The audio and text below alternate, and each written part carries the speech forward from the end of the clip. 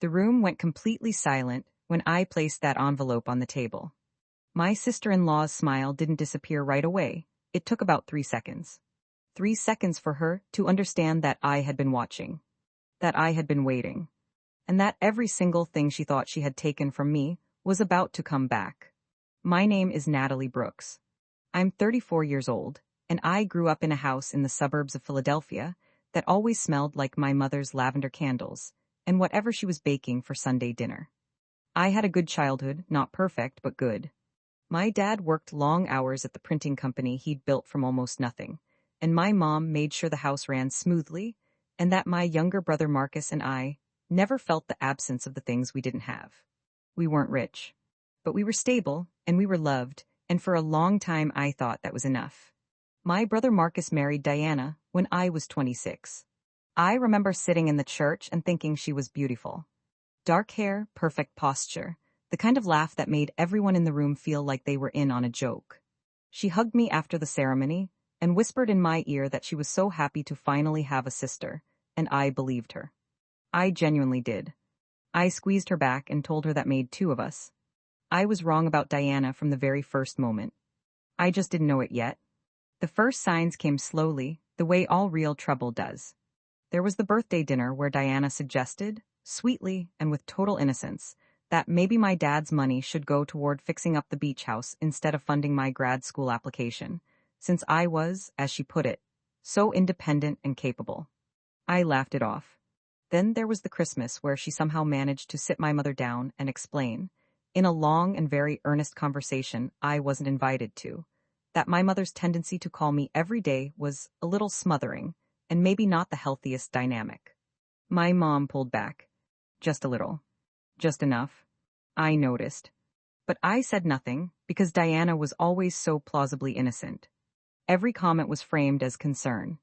Every wedge she drove was dressed in the language of love and family health, and wanting everyone to thrive. If I pushed back, I looked paranoid. If I said anything to Marcus, he'd look at me like I was attacking his wife. So I smiled and I watched, and I told myself it wasn't as bad as I thought. Then my father got sick. It started as fatigue, which my dad being my dad dismissed as just getting older. He was 63, still going into the office 3 days a week, still coming home and working in the garden on weekends. The man had never taken a sick day in his life. So when the tiredness got bad enough that he finally went to a doctor, the diagnosis hit all of us like something physical. Stage 3 kidney disease. Not immediately terminal, but serious. The kind of serious that changes everything quietly, like a slow tide coming in. Diana moved fast. I didn't see it happening at the time because I was consumed with the practical things, driving my parents to appointments, researching treatment options, helping my mom understand the insurance paperwork that seemed deliberately designed to be impossible. While I was doing all of that, Diana was doing something else. She was positioning herself. She started spending more time at my parents' house. She'd come over when I wasn't there just to check in, just to help mom with dinner, just to keep dad company. She started referring to their house as her second home in conversations. She got her name added to their grocery delivery account. Small things. Invisible things. The kind of footprint that, taken individually, looks like love, but taken together is something much more calculated. About 8 months after my dad's diagnosis, my mother sat me down at the kitchen table over coffee and told me she wanted to talk about the estate. I nodded, expecting something routine. She and my dad had a will, I knew that. Everything split equally between Marcus and me, the way it had always been planned. She started to talk about how they wanted to make some updates, given the medical situation, and I listened and nodded, and assumed we were talking about small practical adjustments. More specific language around medical directives. Maybe a trust arrangement for the house. Nothing that changed the fundamental shape of things. Diana has been so helpful, my mother said, in this soft and almost apologetic voice. She's been here every day, Nat. She takes your father to his dialysis when you can't make it. I kept my face neutral. I'm glad she's been around, Mom. She suggested something, my mother continued, and there was something in her tone then that made me set my coffee cup down very carefully. She said, and your father and I talked about it, we really talked about it. She said that it might make more sense to consolidate things, so there's no confusion later. so it's simpler to manage. What does that mean? I asked. My mother didn't look at me when she answered. We've decided to leave the estate primarily to Marcus. Since Diana will be managing things anyway, and you're so self-sufficient, Nat, you always have been. I sat with that sentence for a long time. I sat with it so long that my mother started to look uncomfortable in the silence. We're leaving you the jewelry, she added quietly. Your grandmother's ring, some of the pieces we know you've always loved. Jewelry. I was 32 years old. I had spent the past 8 months being my parents' primary medical coordinator, and I was being offered jewelry. I drove home that night and I did not cry. I sat in my car in the parking garage of my apartment building for 45 minutes, and I thought. I thought about Diana's voice when she said she was so happy to have a sister. I thought about every small comment, every gentle wedge, every piece of ground that had quietly shifted beneath my feet while I was busy doing the actual work of loving my family. And then I thought about what consolidate things meant, and what Diana will be managing really meant, and I started to understand that this was not an accident. That this had been a plan. I did not call my mother back that night. I did not call Marcus. I did not post anything, say anything, or show any sign that what had happened in that kitchen had affected me at all. The next morning I made 2 phone calls. The first was to my family doctor, who knew my father's medical history.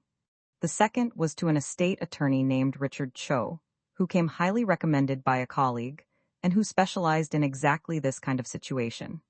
What Richard told me in that first meeting changed everything I thought I knew about what had happened. A will can be contested, he said, leaning back in his chair with the calm of a man who had seen every variation of this story. But to contest it successfully, we need to establish one or more of 3 things. Undue influence, meaning someone exerted pressure on the testator to change the will against their natural wishes. Lack of capacity, meaning the person signing wasn't mentally competent to understand what they were signing. Or fraud, meaning the document itself was altered, forged, or obtained through deception. Which one applies here? I asked. He looked at the dates on the documents I'd brought. My parents' original will from 14 years ago, and the newer version my mother had mentioned. How long has your father been on dialysis? About 4 months. And this new will was signed approximately 6 weeks ago. Yes. Dialysis patients, Richard said carefully, can experience significant cognitive fluctuations, particularly in the days immediately following treatment. We'd need medical records, potentially a neurological assessment, testimony from his care team. He paused. But if what you're describing about your sister-in-law's behavior is accurate, the daily presence, the involvement in financial decisions, the language around consolidating, that is a textbook description of undue influence. I went home and I started keeping records. Every visit Diana made to my parents' house, I noted the time and duration. Every comment she made in my presence that touched on finances, or property, or my parents' care arrangements, I wrote down in a small notebook I kept in my bag. I wasn't obvious about it. I was, in fact, so unobtrusive that Diana started to relax around me. She stopped being careful. And when people stop being careful, they say things they shouldn't. It was a Sunday dinner in March, 3 months after my kitchen conversation with my mother, when Diana said the thing that changed everything. Marcus had gone out to the garage to help my father with something, and it was just Diana and me in the kitchen doing dishes while my mother rested in the other room. Diana was in a good mood. She'd had 2 glasses of wine with dinner, and she was the warm, expansive version of herself, the one I'd fallen for at the wedding. You know, she said, handing me a bowl to dry, I really do think this is going to be better for everyone. The arrangement, it just makes sense logistically. I kept drying the bowl. Hum. Your dad was actually the one who brought it up first, she said. Well, I mentioned it, but he was completely on board immediately. He said he'd been thinking about it already. I looked at her. When did you mention it to him? She blinked. Just a tiny hesitation, but it was there. Oh, I don't know, a while ago, it came up naturally. She turned back to the sink. The point is everyone's happy with it. I put the bowl down. Totally, I said. You're right, it makes a lot of sense. She smiled and handed me another dish. And I thought, I've got you. Because what Diana had just told me, in her warm, wine-loose honesty, was that she was the one who had initiated the conversation. Not my father. Not my mother in response to some natural family discussion. Diana had planted the idea, cultivated it, and then presented it to my parents as something that had grown organically from their own thinking. That is not generosity. That is manipulation. And it was exactly what Richard Cho had said we needed to establish. But I wasn't done yet. Because there was something else going on, something I hadn't figured out yet but could feel at the edges of every conversation, like a word you can't quite remember. My mother had grown quieter over the months. She'd always been the kind of woman who called me to share her opinions on everything, what she'd read in her book club, what she'd heard about the neighbors, what she thought about my hair. But the calls had thinned out, and on the rare occasions I managed to get her alone, she seemed somehow smaller than I remembered. Like she was carrying something she didn't know how to put down. In April, my father had a bad week. 2 hospitalizations in 6 days, and on the second one I arrived at the hospital before Marcus or Diana and spent the night in the chair beside his bed. It was around 2 in the morning when he woke up and found me there, and in that strange half-lit quiet of a hospital room in the middle of the night, he looked at me for a long moment before he spoke. "Natalie," he said. His voice was rough from sleep and exhaustion. "I need you to know something. You don't have to talk, Dad, just rest." "No." He shook his head slowly. "I need to say this." He looked at the ceiling for a moment, gathering himself. "The will, what we did with the will. Your mother, she didn't want to. She cried about it for days. I want you to know that." My throat tightened. "Dad." "Diana told her something," he said quietly. "Something about you. Something I don't know if it's true. But your mother believed it and it scared her, and then Diana said the estate arrangement would protect everyone and your mother agreed because she was frightened." He turned his head to look at me directly. "What Diana said about you isn't true. I know it isn't. I've known you your whole life." "What did she say?" I asked carefully. He hesitated. "That you had a gambling problem, that you'd had one for years, that you owed money to people." He shook his head. "I told her that was nonsense, but your mother, she worries, and Diana was so convincing." I sat very still. A gambling problem.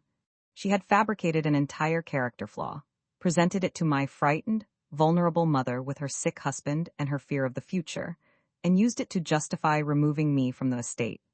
And my mother, who loved me but who was exhausted and scared and surrounded by Diana's constant gentle presence, had believed it enough to sign a piece of paper. I took my father's hand.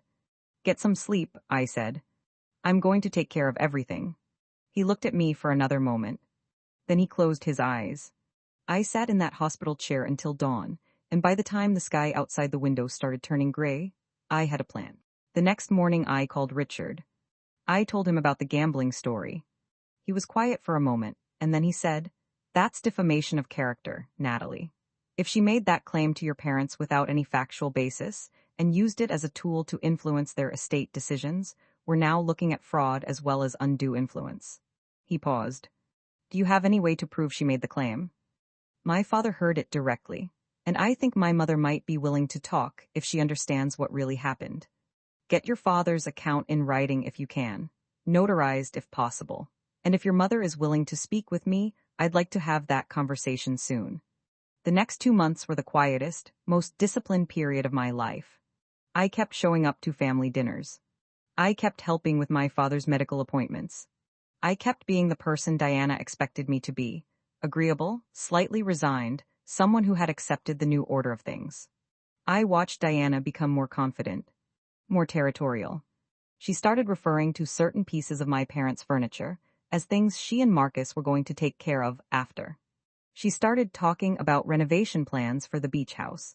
She had a whole future mapped out in her head, and she was so certain it was already real that she stopped paying attention to anything that contradicted it.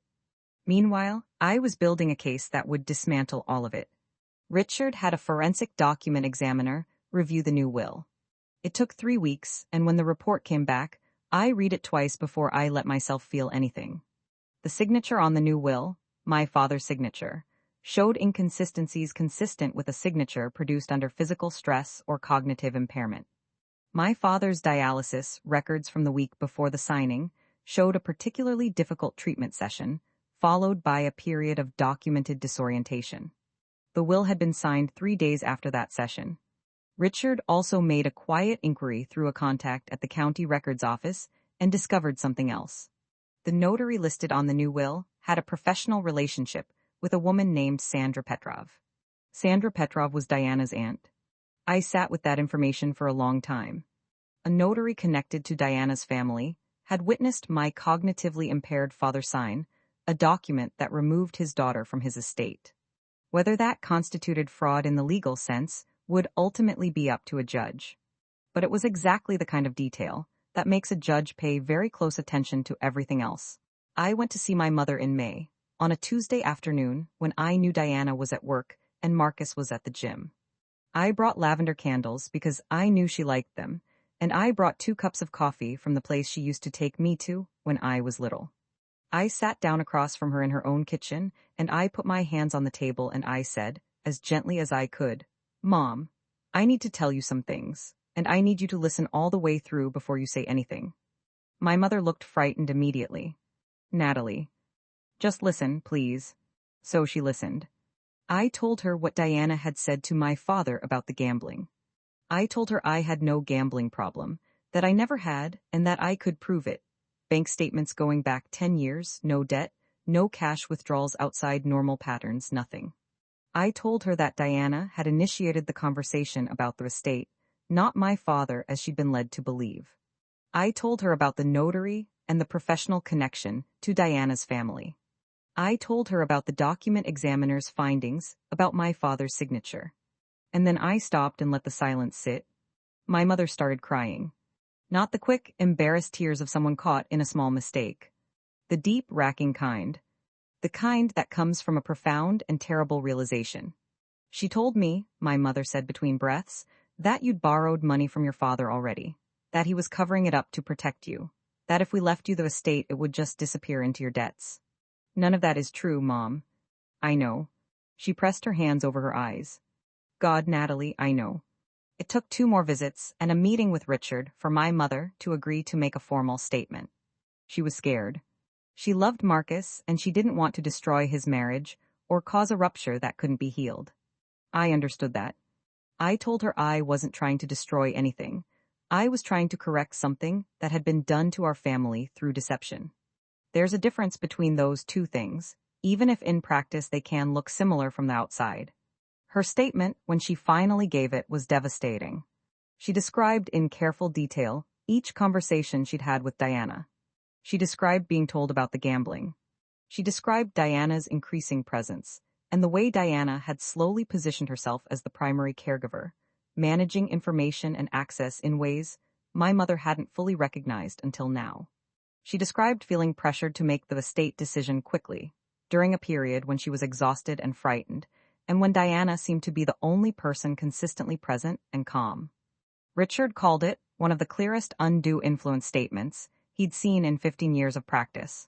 My father passed away in June. It was not unexpected.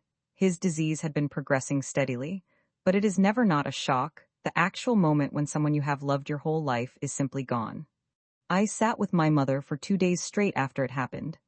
Marcus and Diana were there too, and I was kind to both of them because grief is grief, and whatever was coming later, I was not going to take anything away from the actual human experience of losing our father. We cried together. We told stories about him. We ate the food that neighbors and friends brought over, and we went through the motions of being a family, in the way that funerals demand. Diana, in those 2 days, was warm and competent and genuinely helpful. I watched her and I thought about the layers of a person. How someone can be truly caring in one context and genuinely manipulative in another, and how those 2 things can exist together in the same human being without either one canceling the other out. I didn't hate Diana exactly. What I felt was something colder than hate and more precise. I felt the clarity of someone who understands exactly what needs to happen next. The will reading was scheduled for 3 weeks after my father's death. Richard had filed our challenge 2 days before the appointment, which meant that technically the reading would not result in any immediate transfer of assets. The estate would be frozen pending the legal process. But I let that unfold without telling anyone. I wanted to be in that room. I wanted to see Diana's face when she understood. The morning of the reading, I got up early and dressed carefully. Dark blazer, The one I wear to important meetings. Hair back. Minimal jewelry, just my grandmother's ring, which ironically was the one thing they'd offered me. I put Richard's sealed letter in my bag. I drove to the law office, and I arrived exactly on time. Marcus and Diana were already there. Diana was wearing a cream blouse and her hair was down, and she looked, I have to say, absolutely confident. She gave me a hug when I walked in. She smelled like expensive perfume. I'm so glad we're doing this together, she said. Dad would have wanted us to be a family through all of this. He really would have, I said. We sat down. The attorney, a different one than Richard, my parents' original estate lawyer, whose name was Gerald Park, arranged his papers and cleared his throat and prepared to begin. Diana had her hands folded on the table. Marcus was looking at the window. My mother was sitting very still beside me, and I reached over and briefly put my hand over hers. That was when I reached into my bag and placed the envelope on the table. Before you begin, Mr. Park, I said, there's a matter that needs to be addressed. This is a formal notice from Richard Cho, estate attorney, on behalf of myself and my mother, notifying this proceeding that a legal challenge to the validity of the current will has been filed with the county probate court. The estate is under legal freeze as of 2 days ago. The room went very quiet. Diana's expression shifted in stages. First confusion. Then a rapid recalculation. Then something I'd describe as controlled alarm. The expression of someone who is very good at managing their reactions, but who has been genuinely caught off guard. Her hands unfolded on the table. She looked at the envelope. She looked at Gerald Park. She looked at Marcus. Marcus looked at me. Natalie, what is this? It's a legal challenge, I said quietly, to the will that was signed 6 weeks before Dad died, while he was cognitively impaired following dialysis. The challenge includes a forensic analysis of his signature, a statement from Mom about how the estate change was initiated, documentation of the professional relationship between the notary and Diana's family, and a formal allegation of undue influence and fraud. I said all of this calmly and evenly, the way you can when you've had months to prepare. When you've said the words so many times in your head that they don't have the power to shake you anymore. Marcus turned to Diana. Diana, what is she talking about? And here is what I will always remember about that moment. Diana didn't answer immediately. She sat very still, and for just a second, just one unguarded second, she looked at me with an expression I hadn't seen on her face before. It wasn't anger or guilt or even fear. It was a kind of exhausted recognition. Like she had always known, somewhere, that this moment would come. Then she collected herself and started to explain. I don't need to take you through all of what followed in that room, because what happened after I placed the envelope on the table was mostly procedural and legal, and honestly, much less dramatic than the preceding months. Gerald Park confirmed the freeze. The reading was postponed. Diana retained her own attorney. A long and unpleasant sequence of legal proceedings began that I will spare you the full detail of. What I will tell you is what mattered most, my mother. Watching her sit up straighter in that chair, the moment I spoke. Watching the years of confusion and guilt and quiet manipulation start to lift from her face, the way heavy weather clears. She had been carrying something that wasn't hers to carry, a guilt about a decision she'd made under false pretenses, a loyalty to a version of events that had been constructed around her without her knowledge. And now that construction was coming apart, and she was sitting in the rubble of it, and she was free. She squeezed my hand under the table so hard it hurt. I squeezed back. The legal process took 7 months. It was expensive and exhausting, and at several points I seriously questioned whether I had the endurance to keep going. Richard was steadying throughout. My mother, once she had committed to the challenge, was unwavering. Diana's attorney made several attempts to negotiate a settlement, each one framed as a gesture of family goodwill, each one offering me progressively more while demanding I drop the fraud allegation. I declined each offer because I wasn't doing this for a larger share of the estate. I was doing it to establish what had actually happened. There's a difference, and that difference mattered to me deeply. The probate court ruled in our favor on the undue influence claim. The original will, the one my parents had drawn up 14 years ago, the one that split the estate equally between Marcus and me, was reinstated. The fraud allegation, involving the notary, was referred to a separate investigation. Diana and Marcus's marriage survived, though I'm told it was substantially strained by the months of proceedings. I don't feel satisfaction about that part. Whatever Diana did, Marcus had genuinely loved my parents, and watching his marriage come under pressure because of his wife's choices was painful in a way I hadn't fully anticipated. I see my mother twice a week now. We go to the coffee place she used to take me to when I was little, and we sit for a long time, and we talk about my father, and about what happened, and about all the things that are complicated and ongoing and don't resolve cleanly. She still loves Marcus. She is still figuring out what she feels about Diana. Grief and betrayal and love don't sort themselves into neat categories, and I've stopped expecting them to. What I know is this: I did not say a single word for 6 months. I watched and I waited and I built my case in silence, while my family mistook my quiet for acceptance. They saw a woman who had been pushed aside and concluded she would stay there. They had me completely wrong. The silence was never weakness. The silence was the preparation. And if you take anything from what I've told you, from every appointment I drove to, every Sunday dinner I sat through, every moment I bit back what I wanted to say in order to protect what I was building, take this. The most powerful thing you can do when someone underestimates you is to let them keep doing it. Let them feel secure in their assumptions. Let them stop watching.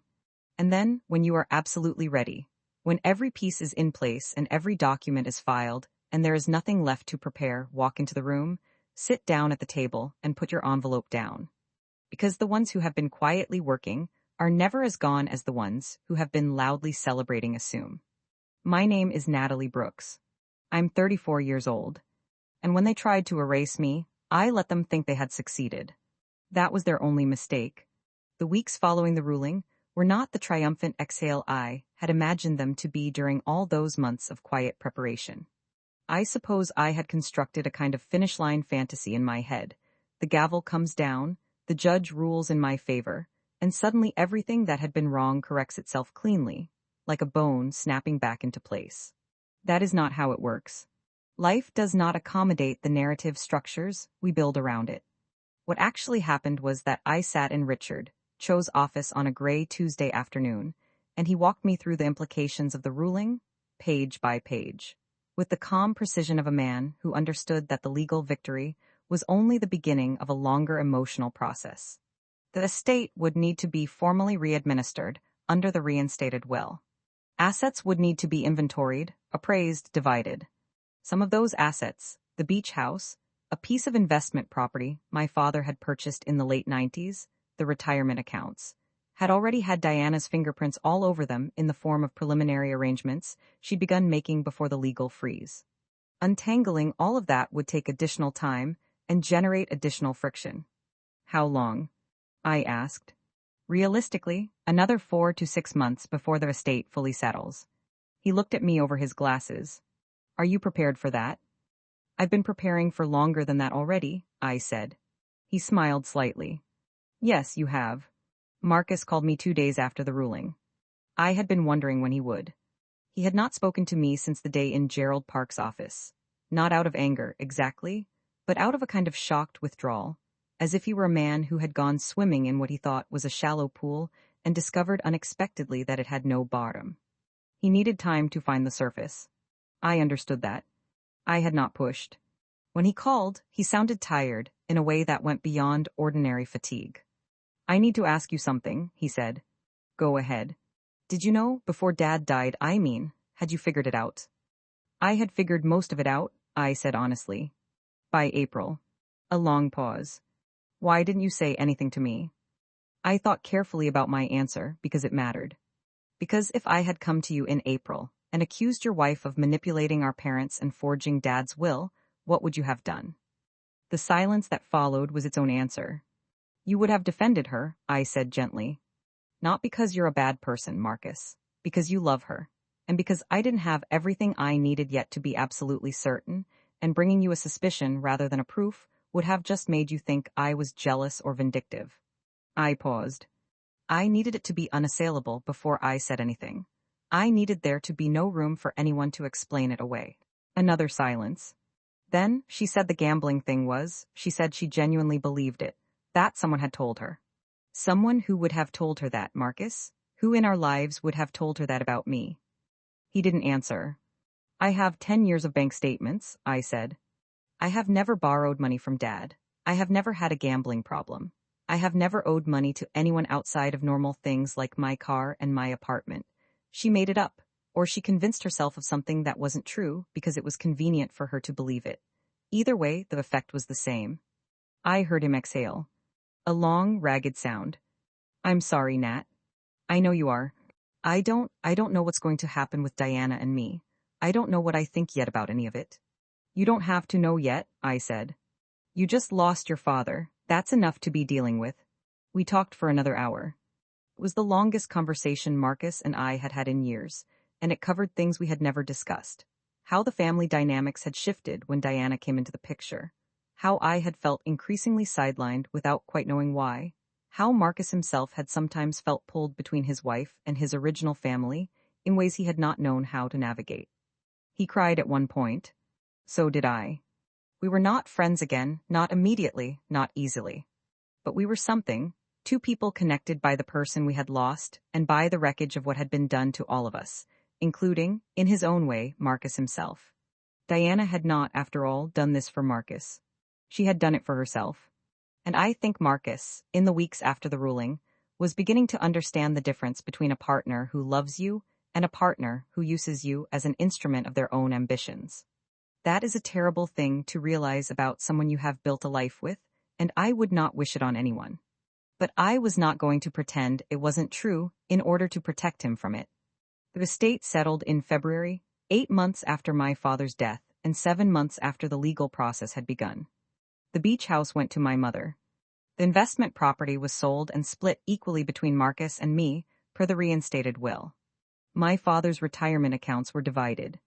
The house my parents had lived in, the one that had always smelled like lavender candles, was left to my mother with the provision that upon her death it would be split between Marcus and me. On the day the final papers were signed, my mother and I drove out to the beach house.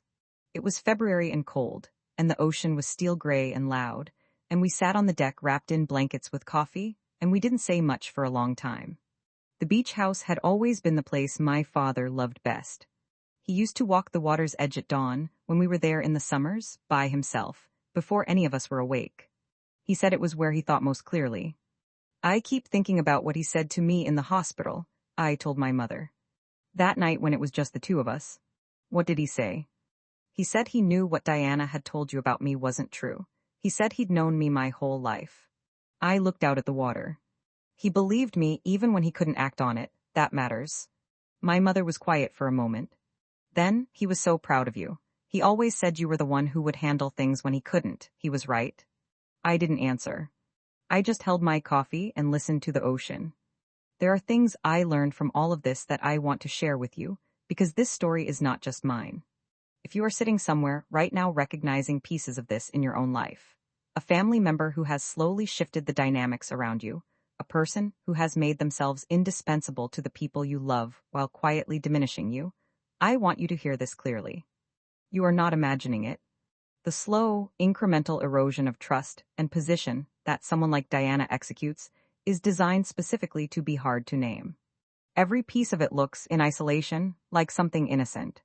It is only when you lay all the pieces out together, in a notebook, in a lawyer's office, on a table in a probate courtroom, that the shape of it becomes undeniable. Document everything. Not because you are building a legal case, though you may ultimately need one, but because the act of documentation forces you to see the pattern. It forces you to move from the vague, exhausting sense that something is wrong to the clear, specific knowledge of what that wrong thing is. And knowledge is the beginning of power. Do not move until you are ready. The impulse to confront, to accuse, to make the wrongness visible before you have everything you need is enormous, and it is almost always a mistake. The people who have been doing what Diana did are skilled at managing confrontations. They have rehearsed the innocent explanation. They have the plausible story ready. If you move before you are ready, you give them the opportunity to entrench, to discredit you, to use your emotional reaction as evidence that you were the problem all along. The silence is not weakness. The silence is the work. Find the people who love you unconditionally and tell them what is happening. I waited too long to bring my mother fully into what I had discovered. I was protecting her, But I was also, I think, protecting myself from the possibility that she might not believe me. When I finally told her the truth, completely and without softening it, she was ready to hear it.